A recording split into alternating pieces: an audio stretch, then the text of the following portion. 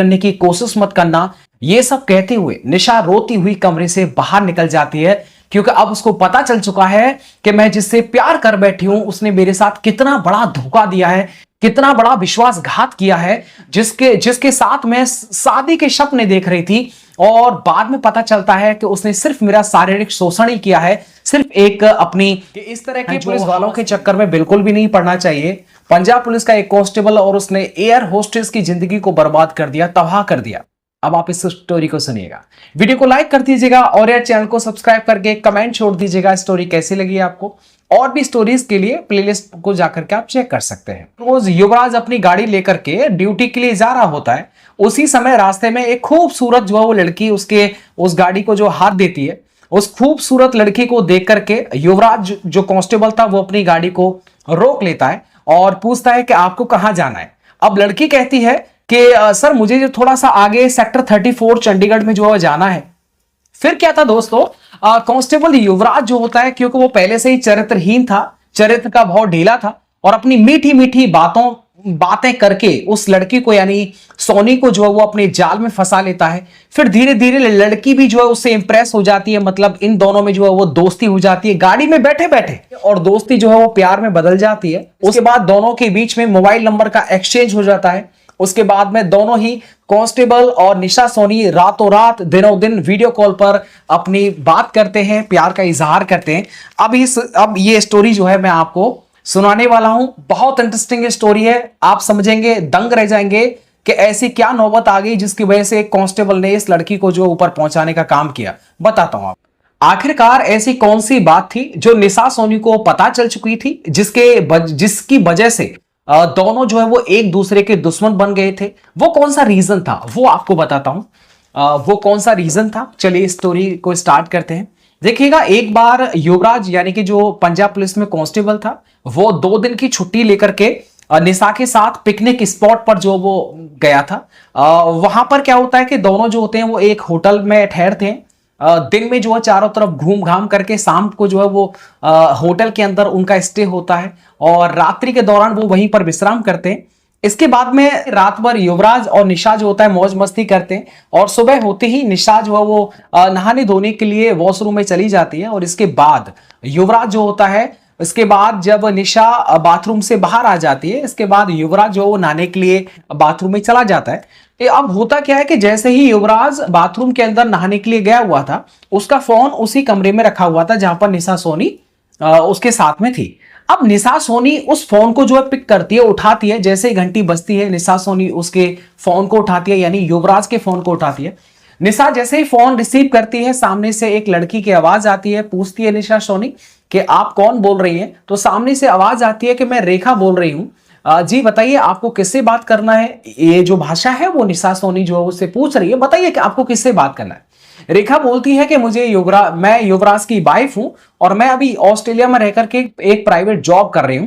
मुझे अपने बेटे की जो है वो बात उसके पिता यानी युवराज से करानी है। बेटा काफी दिन से कह रहा था, पिछले 10 दिन से मुझे बिल्कुल भी टाइम नहीं मिल रहा था। अब मेरी बात जो है प्लीज उनसे बात करा दीजिएगा।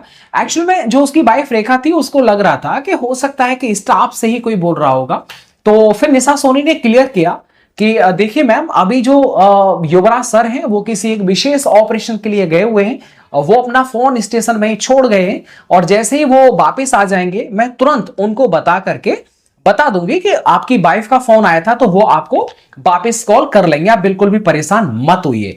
ये बात अभी तक निशा सोनी को पता नहीं थी, क्योंकि युवराज ने कभी उसे बताया नहीं था, और उसने बताया था कि मैं अनमैरिड हूं, मेरी शादी नहीं हुई है, मैं 25 साल का हूं, जबकि वो 35 साल का था। इसके बाद उसने बताया नहीं कि शादी हुई है, बच्चा हुआ है, मतलब उसे धोखे में रखा।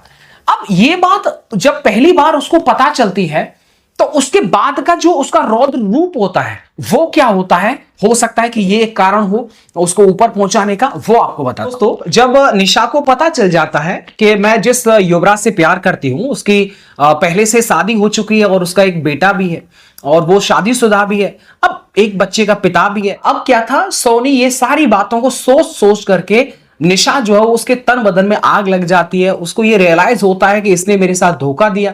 निशा ने तुरंत ही अपना सामान पैक कर लिया और जब युवराज बाथरूम से बाहर आता है तो निशा उस पर बुरी तरह से भड़क जाती है और सवालों की बौछार उसके ऊपर कर देती है। निशा कहने लगती है युवराज से कि तुमसे ये बिल्कुल भी उम्मीद नहीं थी, क्योंकि तुम एक सिपाही हो, तुम एक पुलिस वाले हो और पुलिस वाले से हर इंसान एक उम्मीद करता है, लेकिन तुमने मेरी उम्मीद पर जो है पानी फिर दिया। तुमसे ये उम्मीद तो नहीं थी। तुमने मुझसे झूठ बोला कि मैं अविवाहित हूं, मेरी शादी नहीं हुई है, जबकि तुम्हारे बीबी है और तुम्हारा एक छोटा बेटा भी है। दोस्तों, निशा ने युवराज से बोलचाल बंद कर दी थी। फिर कुछ दिनों के बाद, कुछ महीनों के बाद में, यानी कि 20 जनवरी 2025 को युवराज जो होता है शाम को 7 बजे के आसपास निशा को फोन करता है और कहता है कि निशा, मुझे आखिरी बार तुमसे मिलना है, तुमसे कुछ बात करनी है। और ऐसे में निशा जो है वो उससे मिलने से मना कर देती है कि मैं तुमसे अब कोई भी वास्ता नहीं रखूंगी, मैं तुमसे नहीं मिलूंगी। तो निशा मिलने से उससे मना कर देती है और कहती है कि तुम धोखेबाज हो, फरेबी हो, मुझे तुमसे बिल्कुल भी बात नहीं करनी, ना ही मुझे तुमसे मिलना है। लेकिन युवराज के पास तो पुलिस की तरह एकदम दूसरा भी बी प्लान था। कहता है कि अगर आज तुम मुझसे नहीं मिलोगी तो मैं तुम्हारी अश्लील वीडियोस यानी प्राइवेट वीडियोस जो मेरी और तुम्हारी है, उन वीडियोस को जो मैं वायरल कर दूंगा। इसके बाद तुम कहीं पर भी मुंह दिखाने लायक नहीं रहोगी। अब ये जो प्लान था वो काम कर गया था। युवराज के जाल में अब वो लड़की फंस चुकी थी। लास्ट जबकि वो निशा सोनी उससे मुलाकात करना बिल्कुल नहीं चाहती थी, लेकिन जब उसे पता चला कि मेरी जो प्राइवेट वीडियोस है वो इसके पास में है, इनको वायरल कर देगा तो मेरा जो भविष्य है, मेरे जो माँ बाप की इज्जत है, वो बिल्कुल एकदम पानी में मिल जाएगी, गोबर में मिल जाएगी। इसी तरीके से जो लड़की वो फंस जाती है तो युवराज का ये पैंतरा काम कर जाता है और निशा जो होती है वो तुरंत मिलने के लिए तैयार हो जाती है। निशा अपनी बड़ी बहन को बताती है कि मेरा बॉयफ्रेंड आया है, वो नीचे खड़ा हुआ है गाड़ी लेकर के, मैं अभी जो है उससे मिल करके आती हूँ, उसका फोन आ रहा है। फिर क्या था दोस्तों, निशा सोनी अपनी गर्ल्स हॉस्टल को छोड़ करके नीचे चली जाती है, जहां पर उसका बॉयफ्रेंड गाड़ी लेकर के, यानी युवराज जो पुलिस कांस्टेबल पंजाब का था, वो उसका इंतजार कर रहा होता। अंततः निशा को गाड़ी में बिठा करके युवराज एक सुनसान जंगल यानी कि रोपड़ के पास में पथरेटी जट्टा गांव के पास, जहां से एक भाखड़ा नहर जो है वो बह रही थी, इसी जगह पर जो युवराज निशा सोनी को लेकर के आ जाता है। ये जो किस्सा था वो काफी रात हो चुकी थी, अंधेरा हो चुका था। अब निशा कहती है कि भाई युवराज देखो, तुमने मिलने के लिए मुझसे कहा था, मैंने तुम्हारी ये ख्वाहिश पूरी कर दी है, मैं मिल ली हूं। अब जो है वो जल्दी से उन वीडियोस को डिलीट कर दो और इसके बाद मुझे मेरे घर छोड़ दो। अंधेरा हो रहा है, रात हो रही है बहुत ज्यादा, लगभग 11 बजे का टाइम हो चुका है, तो मेरी वीडियोस को फटाफट से डिलीट कर दो और आज के बाद मुझे अपनी शक्ल मत दिखाना। अब वो कहता है कि माई स्वीट हार्ट, क्योंकि वो लंबी लंबी हाँकने वाला तो होता ही है ऐसा इंसान, मुझसे तुम इतनी नाराज हो कि मेरा चेहरा भी जो वो देखना नहीं चाहती हो। वो कहती है कि तुम हो ही इस लायक। क्या होता है, धीरे धीरे इन दोनों में तू मैं चलती रहती है, लेकिन जबकि निशा को यह पता नहीं था कि बात बहुत आगे तक बढ़ जाएगी। निशा के निवेदन करने के बावजूद भी युवराज जो होता है वो उसकी प्राइवेट वीडियोस को डिलीट नहीं करता। तो निशा गुस्से में आकर के बोलती है कि अगर तुमने मेरी प्राइवेट वीडियोस को डिलीट नहीं किया तो इसका अंजाम बहुत बुरा होगा और मैं तुम्हारी पत्नी को तुम्हारी सच्चाई बता दूंगी कि तुमने मुझे अनमैरिड बता करके मेरे साथ में अफेयर रखा, मेरे साथ में रेप किया।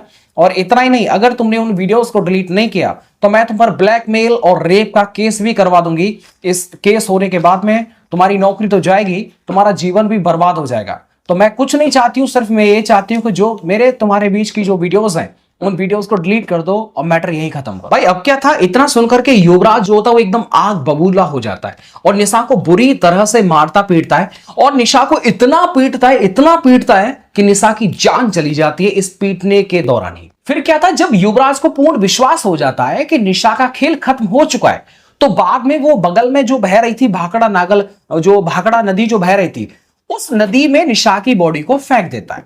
अब देखो, दिलचस्प बात यह थी इस पूरे घटनाक्रम में कि युवराज खुद जो होता है वो पुलिस को फोन करके पुलिस को सूचना देता है कि साहब सुनिए, मैं अभी भाखड़ा नहर पर ही खड़ा हुआ हूं और मेरे सामने ही एक लड़की जो है वो इस नदी में कूद गई है। मैंने उसे बचाने का काफी प्रयास किया, समझाने का प्रयास किया, लेकिन जब तक मैं उसे बचा पाता, प्रयास कर पाता, तब तक उसने नदी में छलांग लगा दी है। आप आ जाइए जल्दी से और इस लड़की को बचा लीजिएगा। और ये सब पुलिस को बता करके वो वहां से युवराज होता हो निकल लेता है। ये कहानी देखेगा, पुलिस को भी खुद ही सूचित कर रहा है, लड़की कूद गई, बचा लीजिएगा। वहां से फिर वो निकल जाता है।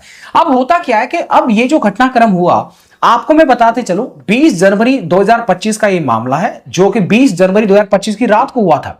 21 जनवरी यानी अगले ही दिन पुलिस में गुमशुदगी की रिपोर्ट, जो निशा सोनी की जो बहन होती है, वो जो है रिपोर्ट को लिखाती है कि मेरी बहन शाम से गायब है, अभी तक आई नहीं है। यानी अगले दिन, घटना के अगले दिन जो वो 21 जनवरी को वो रिपोर्ट लिखाती है। इसके बाद में निशा की बहन, इसके बाद क्या होता है कि फिर अगली तारीख को 22 जनवरी 2025 को निशा की बहन के पास में फोन आता है कि देखिए एक डेड बॉडी मिली है, ऐसे एक बार तुम देख लीजिएगा, अगर ये हो सकता है तुम्हारी बहन की हो। जब वो जाती है वहां पर देखती है तो वो जो डेड बॉडी थी वो उसकी बहन की थी। तो ये सब को देख करके वो एकदम परेशान हो जाती है, रोने लगती है, बिलखने लगती है। इसके बाद पुलिस उससे पूछती है तुम्हारी बहन किसके साथ कहां पर गई थी। और जब उसने पूरी घटनाक्रम बताया कि उसका जो बॉयफ्रेंड था वो पंजाब पुलिस में कांस्टेबल है, और ये जो कांस्टेबल था वो उसको शाम को लेकर के गया था। उसके बाद हमारी बहन जो वो घर पर वापस नहीं आई। इसके बाद पुलिस जो होता है वो नंबर को सर्विलांस पर लगा करके उस कांस्टेबल को पकड़ लेती है। इसके बाद शक्ति करने पर वो अपना जुर्म जो होता है वो कबूल कर लेता है, और कबूल करने के बाद में पुलिस जो होता है माननीय न्यायालय के समक्ष पेश करके उसको जेल भेज देती है। अब आप सोच सकते हैं कि कितना बड़ा गलत हुआ। देखिएगा बहुत सारी स्टोरीज तो मैंने कवर किया, बहुत सारी स्टोरीज लगभग मैं आपको 2 दिन बाद 1 दिन बाद सुनाता ही रहता हूं, लेकिन इस स्टोरी के अंदर एक पुलिस वाले से इस तरह की उम्मीद नहीं होती है। पब्लिक जनता को एक बड़ा विश्वास होता है, भरोसा होता है कि भाई कुछ भी गलत होगा तो पुलिस वाले भैया हमको बचा लेंगे। लेकिन जब पुलिस वाला ही उसके साथ में धोखा कर दे। अच्छा, आप एक सवाल छोटा सा मैं यहीं पर जोड़ देता हूं, अगर आपने पूरी स्टोरी सुनी होगी तो एक कंफ्यूजन रहा होगा। जब वो जंगल में गया तो यार मान लो थोड़ा बहुत झगड़ा हो गया तो उसने तुरंत उसका खेल खत्म कर दिया। ऐसा तो नहीं था कि फिर एक बात बताओ, वो सिर्फ अगर मिलता ही तो वो जंगल में क्यों लेके जाता। इसका मतलब युवराज पहले से प्री प्लान्ड था कि मुझे ऐसा करना है। होता यह कि उसने एक रात को सपना देखा था, और उस ड्रीम के अंदर, उस सपने के अंदर उसने ये देखा था कि निशा सोनी ने उसकी वाइफ रेखा को उसके बारे में, पूरे चक्कर के बारे में बता दिया है। और रेखा जो उसकी पत्नी है वो अपने बच्चे को लेकर के उससे दूर हो गई है, तलाक दे दिया, वो घर से निकल गई है। अब वो सोचने लगता है कि कहीं ऐसा ना हो भाई ये बात एकदम सच हो जाए, कहीं ऐसा ना हो मेरी वाइफ मुझे छोड़ करके चला जाए।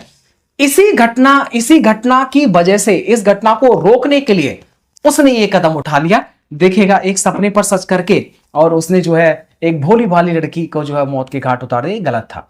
चलेगा, मिलता हूं आपको नेक्स्ट वीडियो के साथ। इसी तरह की स्टोरीज को सुनने के लिए प्लेलिस्ट का लिंक डिस्क्रिप्शन बॉक्स में दे रखा है, जाइए एंड तमाम कहानियों को आप सुन सकते हैं जो कि सच्ची घटना पर आधारित है। Thank you.